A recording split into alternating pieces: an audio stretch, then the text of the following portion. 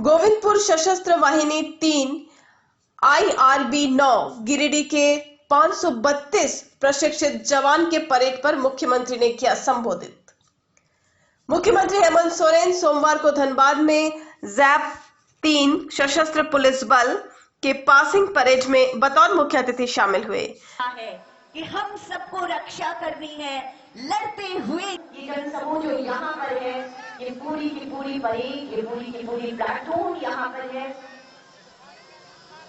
एक ऊर्जा जो पूरे वातावरण में आज यहाँ पर संचारित हो रही है, जो हमें अपने राज्य के प्रति समर्पित होने की भावना का विकास से प्लाटून नंबर 8 आरक्षी 500 नवासी बैजनाथ पंडित, प्लाटून नंबर 9 आरक्षी सुमंती कछुआ प्लाटून। और इसी शपथ के साथ आज यहाँ पर आप सभी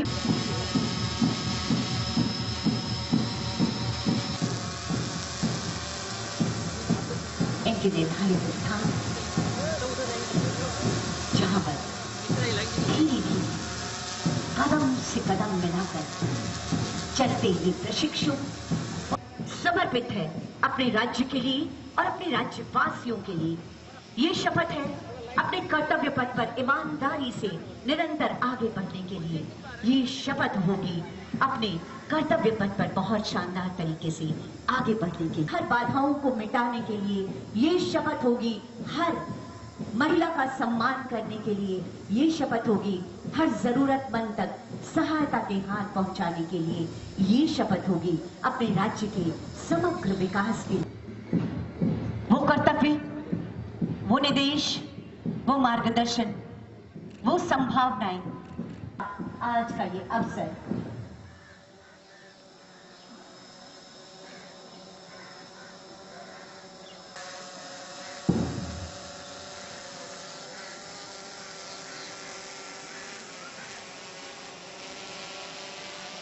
हर परिस्थिति में ये प्रशिक्षु पूरी ईमानदारी, सत्य और निष्ठा के साथ लगे रहेंगे। मैं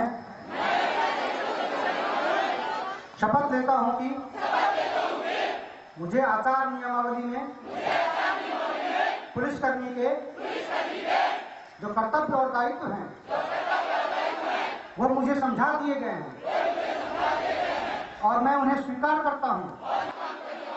पुलिसकर्मियों का विश्वास पात्र बना रहूंगा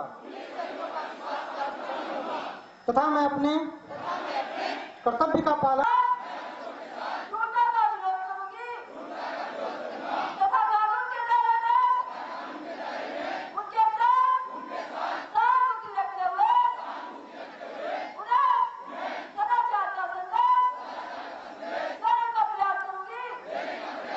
नहीं। हम पद्मिनियों के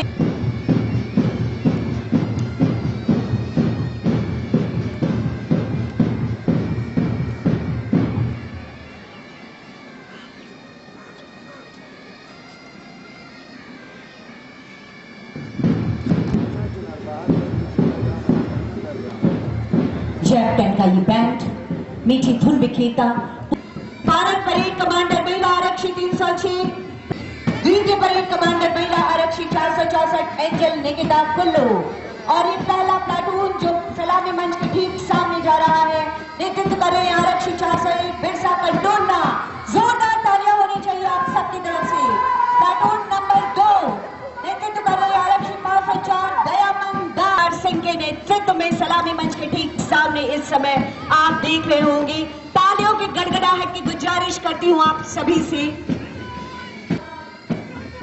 बेमिसाल प्लाटून नंबर 7 आरक्षी 198 अभिषेक कुमार सिंह के नेतृत्व में इस समय सलामी मंच के ठीक सामने से जाता हुआ प्लाटून नंबर 8 नेतृत्व कर रहे आरक्षी 500 सामने प्लाटून नंबर 11 और धीरे धीरे उनके ठीक पीछे घुस रहा है यार।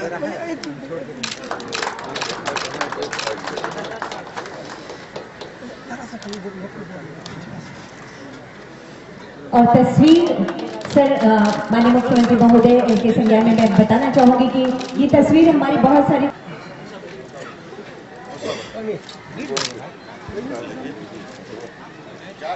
इको कंपनी का से आपको अपना रोल मॉडल माना है, अपना प्रेरणा स्रोत माना है और आपके पूरे व्यक्तित्व को सामने रखकर एक सुंदर तस्वीर बनी है आपके लिए। और देना चाहती हूँ हमारे वाहन आरक्षी तारा प्रसाद महतो के पुत्र हैं उमेश कुमार। और अगला आग्रह होगा एसपी गिरिडीह सर समादेश का। जैप के इस कार्यक्रम को संबोधित करते हुए मुख्यमंत्री सोरेन ने कहा, राज्य को बेहतर दिशा देनी है तो राज्य को बेहतर व्यवस्था देनी होगी। उन्होंने कहा कि जितने भी पुलिस लाइन और जैप मुख्यालयों का 2 साल में जीर्णोद्धार करेंगे, वे राज्य की विधि व्यवस्था ठीक करने और महिला उत्पीड़न समाप्त करने के लिए नए जवान काम करेंगे। मुख्यमंत्री हेमंत सोरेन ने प्रशिक्षित होने वाले जवानों से कहा कि यह प्रशिक्षण आपको चुनौतियों से लड़ने में काम देगा। काम के दौरान आपको तरह तरह की चुनौतियों से जूझना होगा। 2445 नए जवानों में 813 महिलाओं का होना राज्य के लिए शुभ संकेत है। उन्होंने कहा कि हम सभी महिला सशक्तिकरण की दिशा में आगे बढ़ रहे हैं। सीएम ने कहा कि महिलाओं की भागीदारी सिर्फ पुलिस फोर्स में ही नहीं बल्कि सभी क्षेत्रों में बढ़ी है।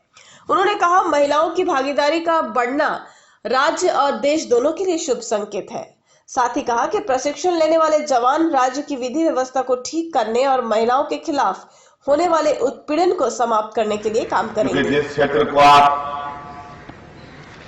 संभालने जा रहे हैं,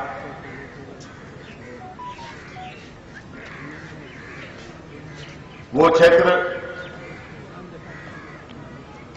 पूरे मानव जीवन के लिए बहुत ही खुशमय भी रहता है, चुनौती भरा भी रहता है, जोखिम भरा भी रहता है।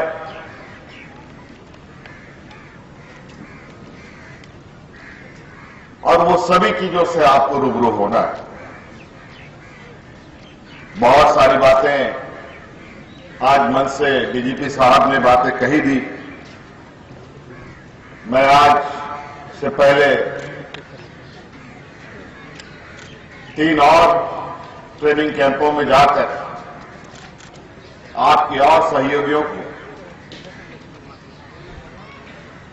जिन लोगों ने ट्रेनिंग कंप्लीट कर ली थी, उसके पासिंग आउट परेड में मुझे पहुंचने का मौका मिला, उसका हिस्सा बनने का मौका मिला।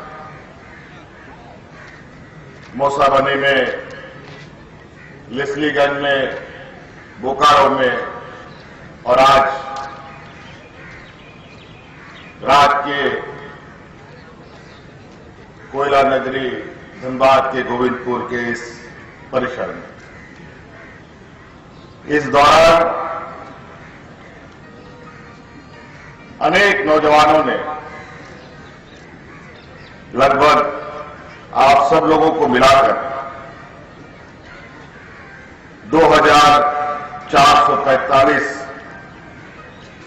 आप लोग जवान तैयार हुए हैं। और ये खुशी की बात है, इन 2445 में 813 जो महिला टीम तैयार हुई है, ये निश्चित रूप से हमारे जोखिम भरा, चुनौती भरा क्षेत्र में अपना योगदान देने के लिए इतनी बड़ी संख्या महिलाओं की होने से महिला सशक्तिकरण की जो बातें हम करते हैं, उस कड़ी में ये एक मजबूत पहल है। और निश्चित रूप से मुझे लगता है पुरुष के समान महिला भी आज कंधे से कंधे मिलाकर चलने के लिए पूरी तरीके से तैयार है।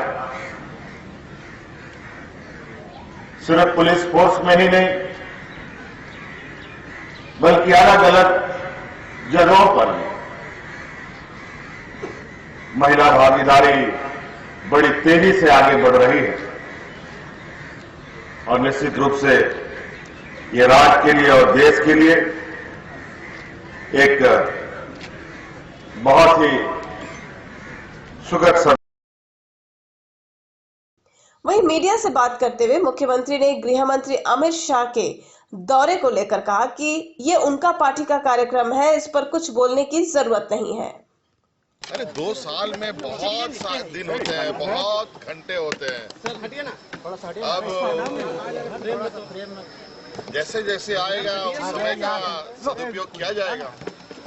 अमित शाह जी का दौरा हुआ सर, इसमें जो है उन्होंने बोला कि चुनावी गूगल फूंक दिए हैं, तो ऐसे में जो है क्या आपका प्रतिक्रिया?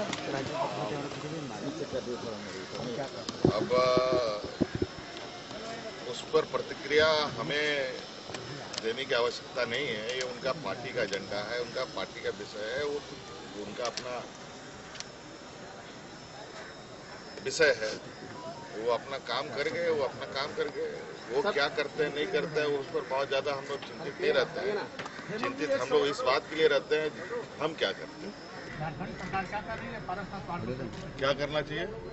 सर, क्योंकि केंद्र सरकार कह रही है कि हमने अपना काम किया, आपने कहा मैंने लिख कर दिया था। कल आप लोगों ने सुना कि सभी लोग वहां बैठ करके कुछ निर्णय लिए गए, उनकी आप जानकारी ले लीजिए।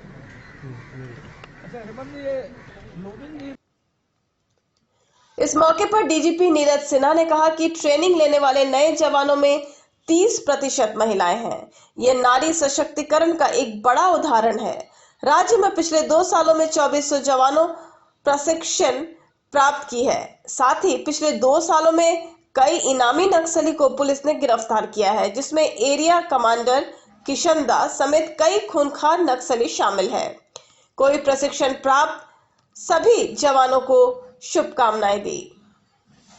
राष्ट्र कवि दिनकर जी के शब्दों में, जला अस्थियां बारी बारी, चिटकाई जिनमें चिंगारी, जो चढ़ गए पुण्य वेदी पर, लिए बिना गर्दन का मोल, कलम आज उनकी जय बोल।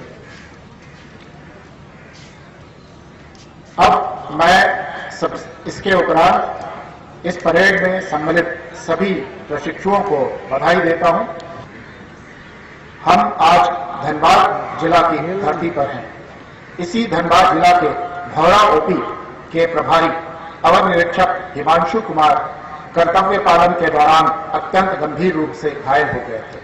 माननीय मुख्यमंत्री महोदय ने विशेष ध्यान देकर उन्हें विशेष एयर एम्बुलेंस विमान से दिल्ली भेजकर उनका इलाज कराया और उनकी जान बचाई। ये तो मात्र कुछ उदाहरण ही हैं। ऐसे कई और उदाहरण हैं जिनका उल्लेख अभी समय अभाव के कारण नहीं कर पा रहा हूं। झारखंड सृजन उपरांत यहाँ की प्रमुख समस्या उग्रवाद की रही है। आज पुलिस का मनोबल ऊंचा है, जिसके फलस्वरूप गत 2 वर्षों में उग्रवाद के विरुद्ध लड़ाई में अभूतपूर्व सफलताएं मिली हैं। मैं उदाहरण के तौर पर कुछ बिंदु आपके सामने रखूंगा।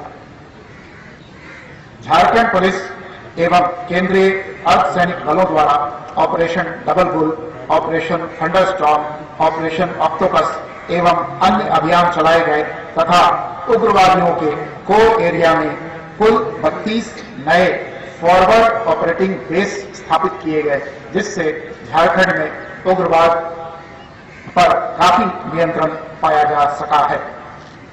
गत 2 वर्षों में कुल 859 नक्सलियों की गिरफ्तारियां हुई हैं, जिनमें महत्वपूर्ण गिरफ्तारियों को मैं आपके सामने रखता हूं।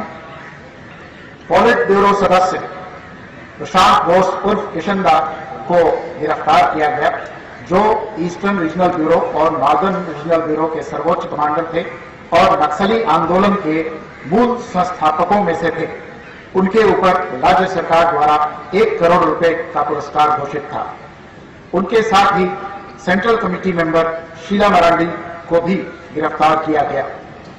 स्पेशल एरिया कमेटी मेंबर स्तर के कुल 3 व्यक्तियों को, 3 उग्रवादियों को गिरफ्तार किया गया, जिनमें प्रत्येक पर 25 लाख रुपए की राशि घोषित थी। इनके नाम है प्रद्युमन शर्मा, नंदलाल माझी और Rupesh Kumar Singh. Regional committee member के 2 उग्रवादियों को गिरफ्तार किया गया, जिनमें प्रत्येक पर 15 लाख की पुरस्कार राशि घोषित थी। जोनल कमांडर स्तर के 5 उग्रवादियों को गिरफ्तार किया गया, जिनमें प्रत्येक पर 10 लाख रुपए का पुरस्कार घोषित था। सब जोनल स्तर के कुल 19 कमांडरों को गिरफ्तार किया गया, जिनमें प्रत्येक पर 5 लाख रुपए की राशि का पुरस्कार घोषित था। इस प्रकार गत 2 वर्षों में गिरफ्तार किए गए 859 नक्सलियों के विरुद्ध राज्य सरकार द्वारा कुल 2 करोड़ 5 लाख रुपए का पुरस्कार